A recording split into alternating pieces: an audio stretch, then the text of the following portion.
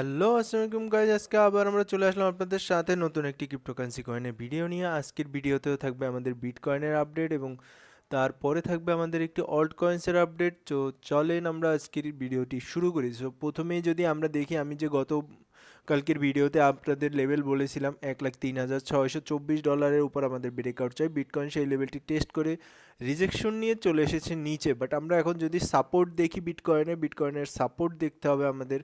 So support হিসাবে আমরা এই লেভেলটিকে নিব।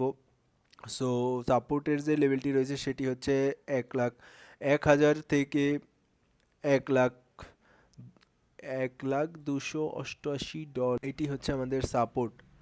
1,01,000 থেকে 1,02,88 যে রেঞ্জটি রয়েছে, এই রেঞ্জটি হচ্ছে আমাদের সাপোর্ট হিসাবে কাজ করবে। বাট আমাদের এখনও এই লেভেলটির উপরেই ব্রেকআউট চাই, 1,03,624 উপর আমাদের ওয়ান ডে টাইম ফ্রেমে, অথবা আপনারা চাইলে 4 আওয়ার টাইম ফ্রেমের ব্রেকআউট হিসাবে দেখতে পারেন। বিকজ বিটকয়েনের যদি আমরা দেখি, বিটকয়েন অলরেডি কি করতেছে, বিটকয়েন অলরেডি একটি রেঞ্জের মধ্যে মুভ করতেছে। মানে হচ্ছে, আমি যদি আপনাদের মার্ক করে দেখাই, বিটকয়েন এই যে একটি রেঞ্জ, এই রেঞ্জটির মধ্যে মুভ করতেছে বিটকয়েন।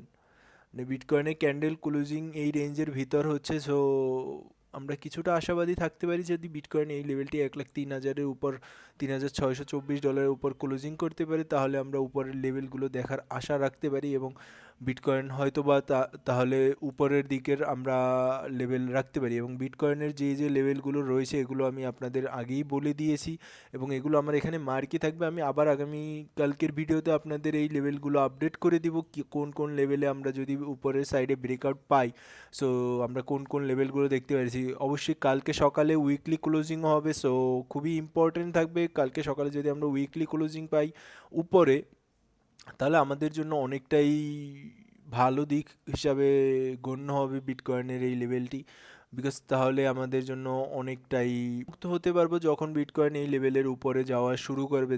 বিকজ তাহলে মার্কেট হাই আর হাই বানানো শুরু করবে। সো আজকে তো বিটকয়েনের আপডেট এই পর্যন্ত। বিকজ বিটকয়েন এখনও একটি রেঞ্জের মধ্যেই মুভ করতেছে, যতক্ষণ পর্যন্ত না রেঞ্জ কোনো সাইডে ব্রেক করতেছে বিটকয়েন, ততক্ষণ পর্যন্ত আমরা কিছু করতে পারবো না। বিকজ আমরা যদি হিসাব করি মার্কেটের হিসাব, যে এটি একটি অ্যাকুমুলেশন জোন ছিল, এটি যদি ম্যানুপুলেশন হিসাবে আমরা ধরি, দেন ডিস্ট্রিবিউশন উপরের সাইডে হওয়ার কথা। সো বুঝতেই পারছেন কি লেভেলে আমরা বসে আছি, মার্কেটের একটি ইম্পর্টেন্ট লেভেলের মধ্যে বসে আছে। যদি মার্কেট এই লেভেলটির নিচে ক্লোজিং দেওয়া শুরু করে 96,000-এর নিচে, তাহলে আমাদের জন্য বিয়ার মার্কেট আমরা চিন্তাই করতে পারি। সো খুবই ইম্পর্ট্যান্ট লেভেলগুলো আমি আপনাদেরকে বলছি এবং আপনারাও ভালো করে লেভেলগুলো মার্ক করে নেবেন।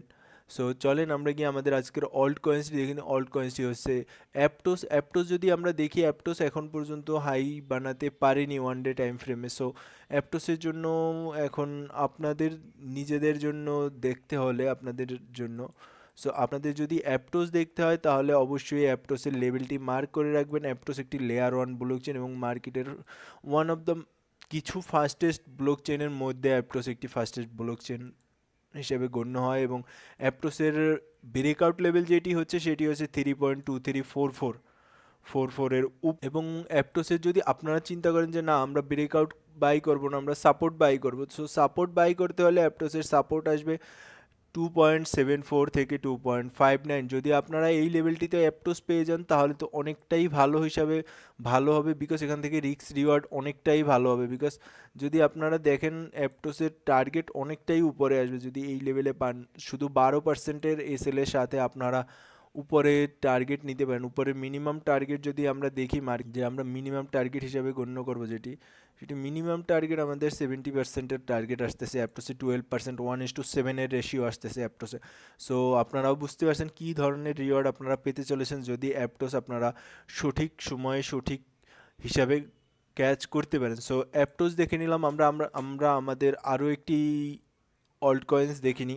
এই অল্ট কয়েন্সটি দেখি, এটি হচ্ছে অলরেডি ব্রেকআউট করে দেন রিটেস্টের জন্য নিচে আসতেছে। সো আমাদের এটিকে 4 আওয়ারে দেখাটা অত্যন্ত জরুরি। বিকজ 4 আওয়ারে দেখার কারণ হচ্ছে এটি ব্রেকআউট করে গিয়েছে। সো আমাদের জন্য যে সাপোর্ট লেভেলটি থাকবে 38 সেন্টের একটি সাপোর্ট লেভেল থাকবে।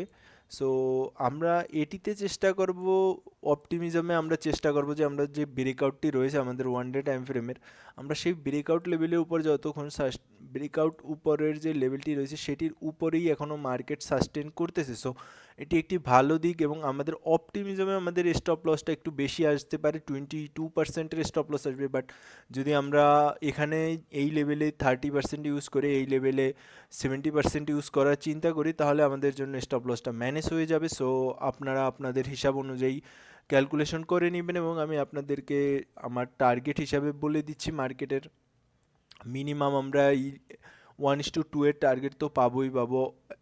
অপটিমিজম যদি এই লেভেলের উপর সাস্টেন করে যায় তাহলে আমাদের মিনিমাম এই টার্গেট আমরা পাবোই পাবো অপটিমিজমে। সো আপনারা আপনাদের হিসাব অনুযায়ী ক্যাচ করবেন মার্কেটে এবং আমার মনে হচ্ছে আপনারা সঠিক চিন্তাধারাই করবেন যে মার্কেটে যদি আপনাদের ভালো করে টিকে থাকতে হয় অবশ্যই, তাহলে আপনাদেরকে নিয়ে কাজ করতে হবে। বিকজ মার্কেট আমাদের সাথে মুভ করতেছে না, মার্কেট আমাদের অলওয়েজই অ্যাগেনস্টে মুভ করতেছে। সো যতক্ষণ দিন পর্যন্ত না মার্কেট আমাদের সাথে মুভ করে ততদিন পর্যন্ত আমাদের স্টপ লস নিয়ে মার্কেটে কাজ করাটা অত্যন্ত জরুরি হিসাবে কাজ করবে। সো আজকের মতন এখানেই, আমরা আবার আগামীকালকে আপনাদের জন্য নতুন কোনো ভিডিও নিয়ে হাজির হব। আসসালামু আলাইকুম।